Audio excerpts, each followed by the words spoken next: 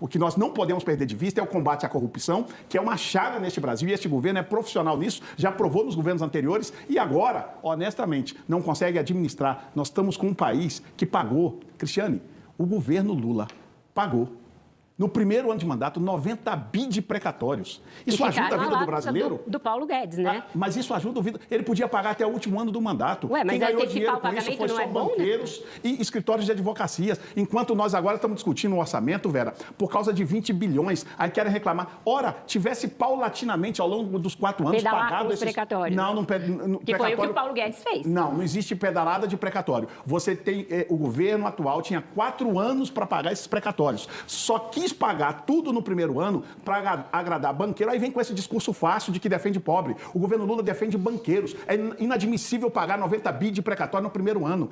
Isto é uma das grandes vergonhas que as pessoas esquecem. As estatais, é uma vergonha, nós vemos as estatais que davam lucros. O Correio, por exemplo, deu mais de 4 bi ao longo dos 4 anos do governo Bolsonaro de lucro. Agora, este ano somente, vai dar mais de 4 bi de prejuízo. Esse povo que está governando o Brasil, a esquerda, não tem capacidade de gestão, não sabe administrar o Brasil, e são por essas pessoas que eu digo que a gente não precisa continuar nesse disputa nós e eles. O Brasil não aguenta mais isso. O que o Brasil precisa é de verdade que nós possamos lutar por um Brasil dos sonhos dos jovens, dos idosos, de um país que não tem a roubalheira de aposentados.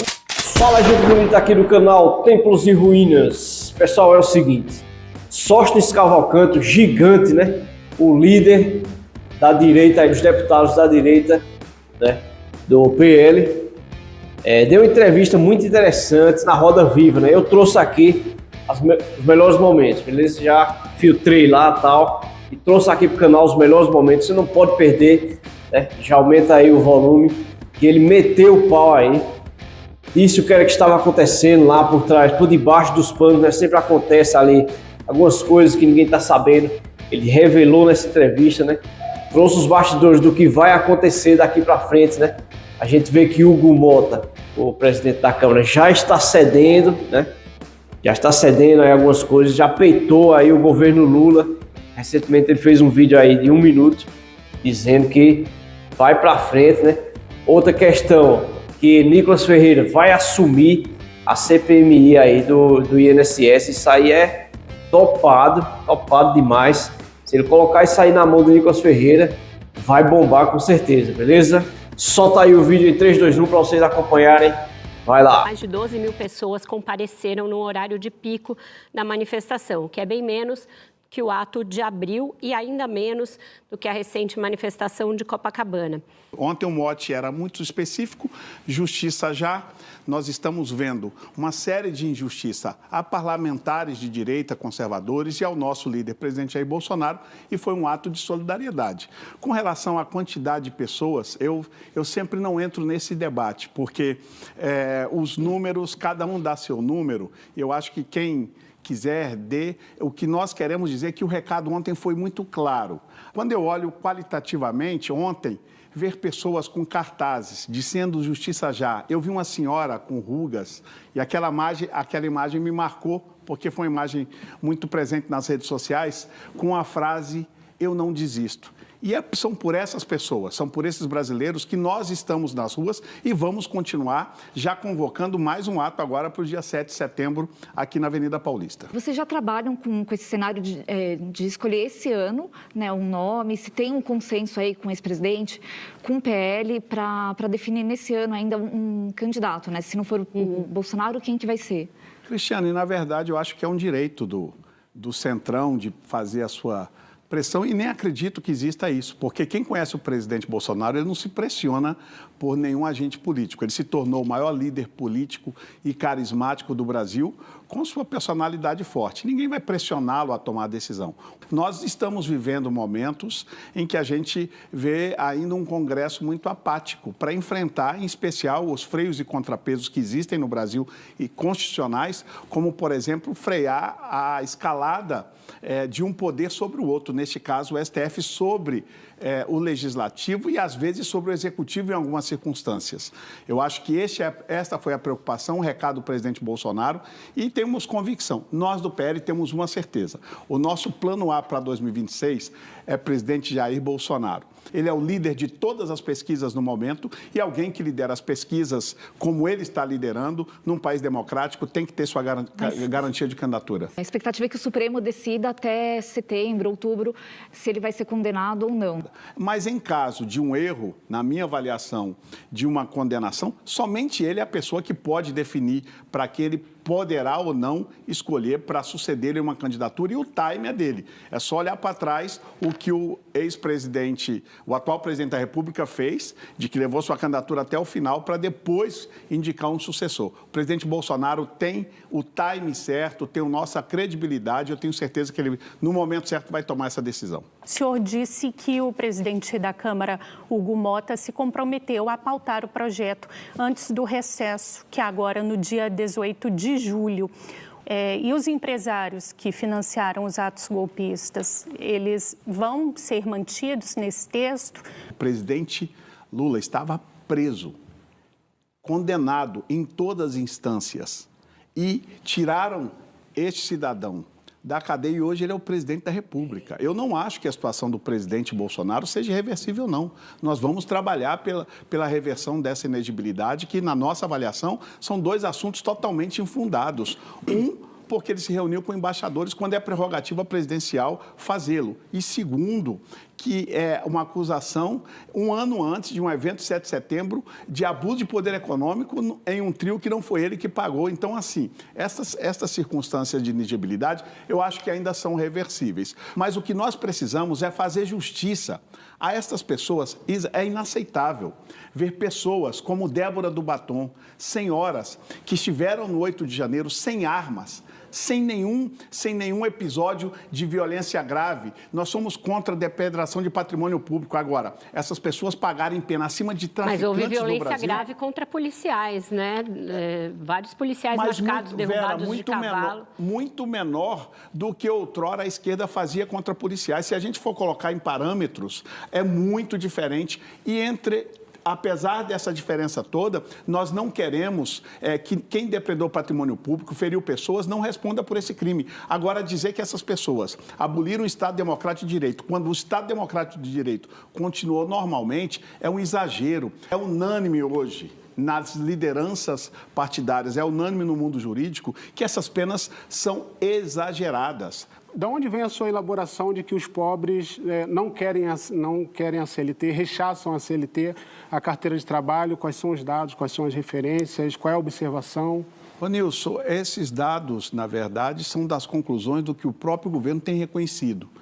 O governo tem dito que ele não consegue se comunicar com os evangélicos, não entende quais são os seus problemas nessa comunicação, e eu converso com muitos deles, inclusive o AGU é um dos indicados pelo presidente da República para tentar essa interlocução. Eu converso com todos e eu sempre digo que há uma desconexão completa do segmento evangélico com a esquerda brasileira. Eu acho que isso vem já dos estatutos, os estatutos partidários de esquerda têm uma tinta muito pesada no conteúdo ideológico que afronta valores cristãos. Eu acho que em algum momento a esquerda brasileira vai fazer uma autocrítica desses estatutos, porque não precisava disso.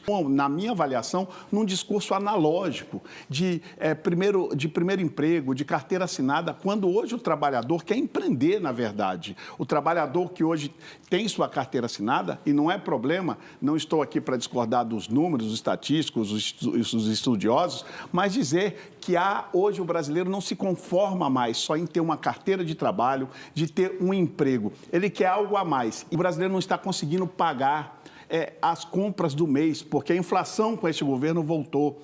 Tudo está caro. E é por isso que eu fiz esse recorte nessa reportagem para deixar claro de que o segmento evangélico, ele é um segmento que ensina a prosperidade, que ensina que não só entrega a possibilidade da pessoa pescar, de comer o peixe, mas também de pescar. A direita sempre criticou a esquerda por viver a reboque do Lula. A direita hoje vive a reboque do Bolsonaro? Ninguém nunca reduziu, Uribe, tantos impostos no Brasil como o governo do presidente Bolsonaro. E mesmo assim teve recorde de arrecadação. Não precisa se aumentar imposto, como está fazendo o atual governo, para tentar ter aumento de arrecadação. Você precisa ter um Estado que saiba gastar bem. É impossível. Qualquer dona de casa, qualquer chefe de família sabe que quando você gasta mais do que ganha, você vai ter problemas econômicos. Então, a direita provou isso no exercício dos 4 anos do presidente Bolsonaro, que isso era possível. Nós já temos uma outra geração vindo aí, que é a geração do Nicolas, do André Fernandes, ou seja, a direita está olhando para o futuro e se preparando. Diferentemente da esquerda, que ficou refém de um ex-presidente que é um descondenado, é um ex-presidente que foi condenado por corrupção e descondenado a posterior por uma chincana feita no judiciário brasileiro e que não consegue sequer gerar novas lideranças. Você olha para a esquerda, está acéfala de líderes. Nós, na direita, e isso é um mérito também do líder maior, que é o presidente Bolsonaro, que criou um Tarcísio de Freitas, que hoje é o governador do principal estado do Brasil, e tem outros grandes líderes que vêm sendo inspirados pelo seu trabalho frente aos 4 anos que ele trabalhou na presidência da República. Se a direita está tão preocupada com esses personagens, por que ela não fala na possibilidade de votar alguma anistia que foque só esses personagens, que não retroceda ao Bolsonaro, ou a anistia tem que ser sobre o Bolsonaro só? Inadmissível você ver mulheres, senhoras, pagando penas que nem traficantes no Brasil pagam. Olha, Arthur, eu soube de um caso em Divinópolis que o deputado Domingos Sávio me contou, de que um desses presos políticos teve um ente querido que faleceu, autorizaram ele ir no sepultamento e colocaram algemas nas mãos e nos pés deste preso político para ir ao sepultamento de um ser querido. Isso não se faz nem com traficante no Brasil. Essas pessoas estão pagando pena assustadora.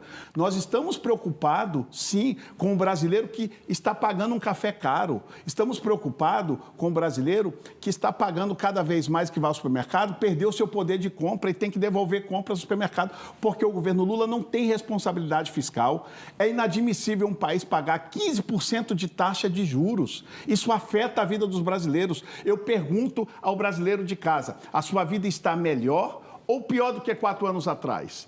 É só você fazer essa análise. Então, assim, nós estamos preocupados com a anistia porque a anistia mexe com o sentimento nosso de pessoas que estão presas inocentemente. E nós não vamos deixar essas pessoas ao léu. Nós vamos lutar por elas até o último momento. Por que é tão fácil pedir corte quando é dinheiro dos outros e tão difícil cortar na própria carne, deputado? Vera, com todo respeito, falar em responsabilidade fiscal com um governo onde tem um presidente da República que viaja ao mundo e não tem responsabilidade gastando milhões, agora para a França, 1 milhão foi gasto num final de semana em hotéis de 292 metros quadrados. Esta é a nossa cobrança e nós vamos cobrar, porque responsabilidade fiscal é responsabilidade do governo federal. Quem ganhou a eleição presidencial tem que demonstrar essa responsabilidade com as contas públicas. Ótimo. Bolsonaro também viajou bastante com Michele, até para o enterro da Rainha Elizabeth, e gastou bastante. Primeiro é bom lembrar, já que você lembrou das viagens do presidente Bolsonaro, que ele, quando viajava, na ampla maioria das viagens, ele ficava nas embaixadas, bem diferente do governo Lula, que fica nos melhores hotéis com a Janja, esbanjando o dinheiro dos brasileiros. Há uma diferença muito grande.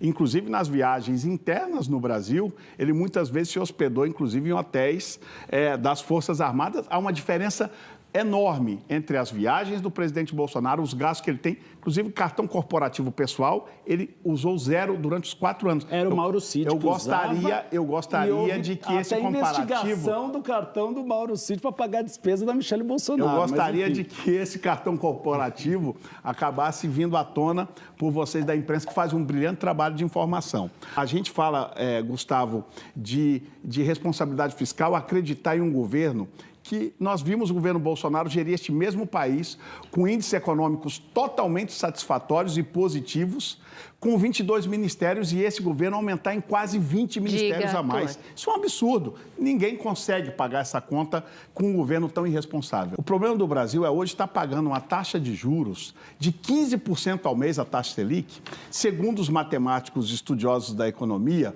diz que a cada ponto a mais da taxa Selic são 20 bi que se paga da dívida, de juros da dívida pública.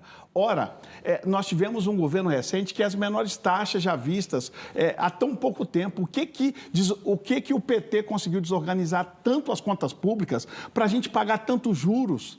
Este é o absurdo. Nós precisamos ter política pública para enfrentar e dar apoio a essas mulheres, essas adolescentes. Falta uma série de conjuntos. Esse é só o olhar deste projeto, é para a questão da defesa do ser principal, que é o bebê no ventre, que não tem quem o defenda. Mas por que o ser principal é o bebê no ventre e não essa mulher que foi estuprada?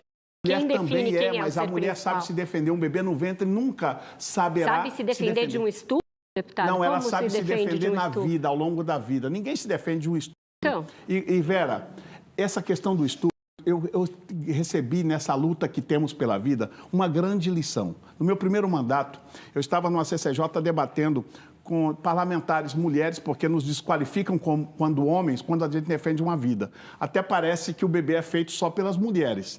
Eu sou fruto do estupro na minha mãe no cárcere. Eu cresci no cárcere até, não me lembro aqui, acho que uma certa idade, e sou grato a Deus por estar viva e hoje ser uma parlamentar. Se a minha mulher, a minha mãe, por ter sido estuprada, tivesse me abortado, hoje eu não teria vida. Então, quero te incentivar a sempre defender a vida, mesmo nesse caso, que é um caso que ninguém deseja. A gente tem coisa mais importante para discutir, Rony. Você me dá uma oportunidade para lembrar de que, por exemplo, muitas dessas pessoas que pagaram para ter uma aposentadoria hoje estão tendo suas aposentadorias roubadas. E roubadas em exponencial crescimento no atual governo.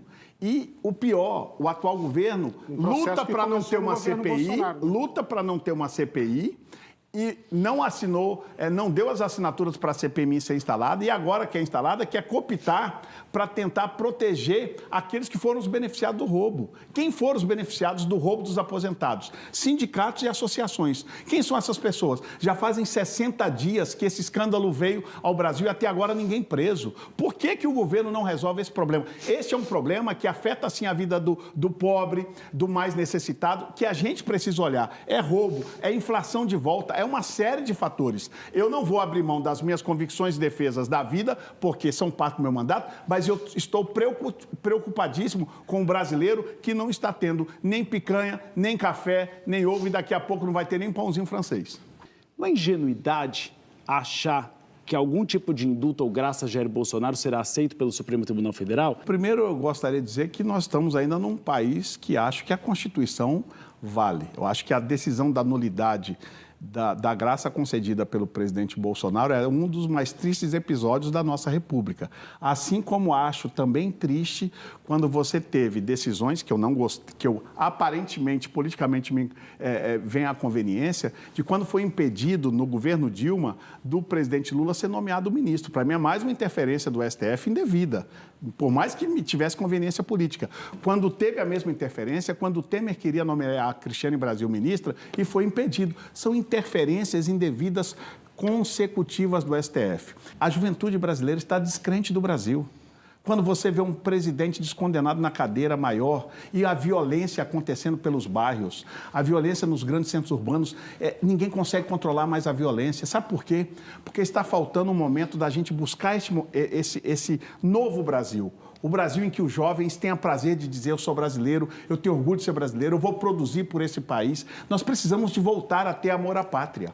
Nós precisamos ter mais valores de patriotismo e entender que o Brasil vai dar certo. É um país que nasceu para dar certo. É um país que, quando você vê as chuvas, lavam as nossas montanhas, nossos riachos ricos em minério. Nós temos riqueza mineral, nós temos a maior reserva de água potável do mundo, as florestas. Esse país nasceu para dar certo e não pode ser a política que vem atrapalhar.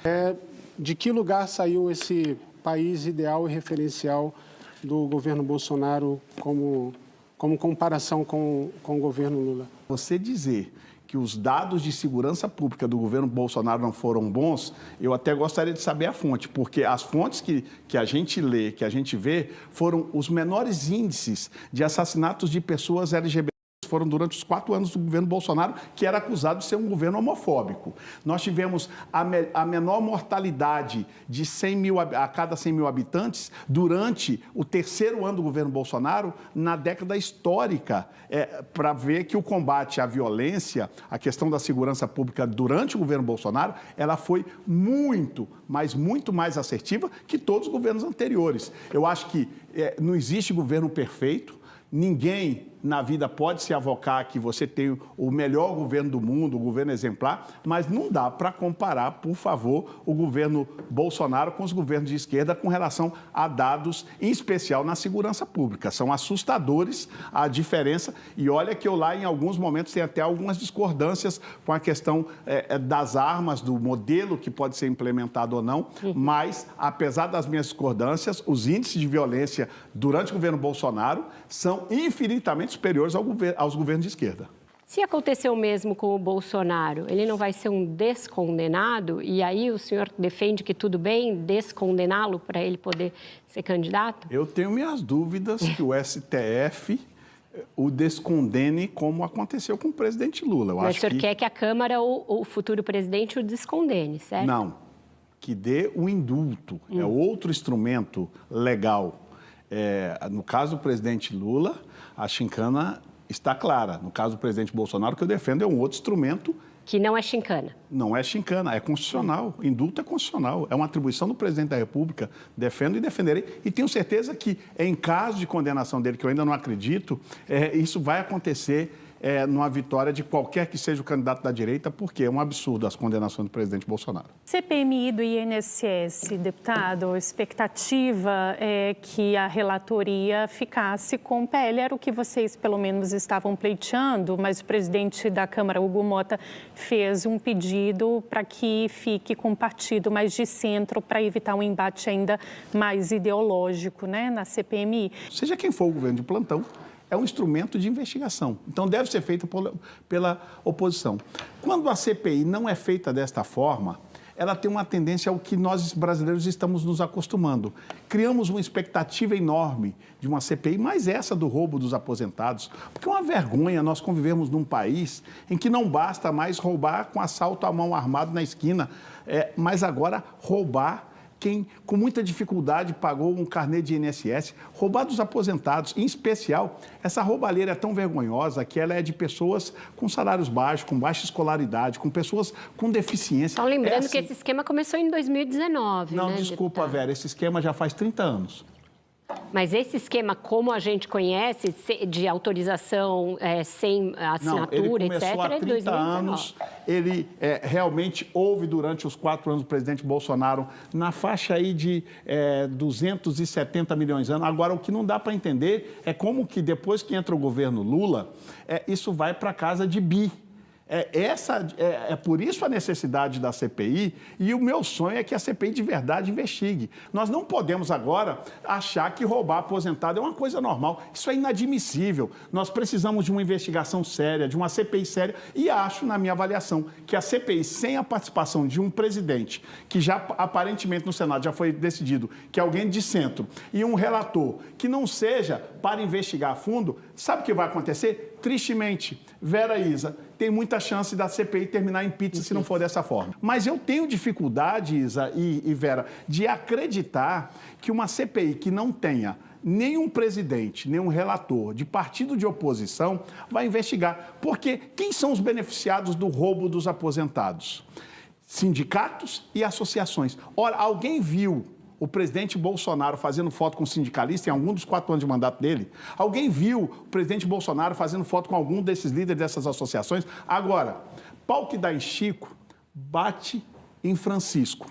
Até agora, na questão do roubo dos aposentados, os Francisco foram roubados. Agora, o Chico, até agora, ninguém quer investigar. Que, neste caso, é o Frei Chico, irmão do presidente Lula. Por que estão acobertando ele? Por que estão acobertando a CONTAG, que é uma das que mais arrecada com essa roubalheira toda? Porque tem amizade com o MST. Mas quem está cobertando? Saiu matéria, foi... Quem está cobertando é a investigação da Polícia Federal e a CGU.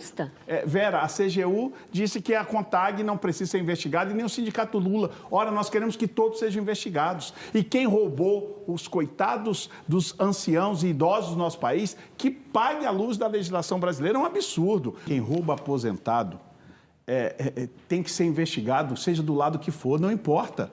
Eu não quero saber quem for. Agora, nós já temos convicções, algumas convicções já estão claras, os beneficiados pelo roubo. Onde foi parar o dinheiro dos aposentados?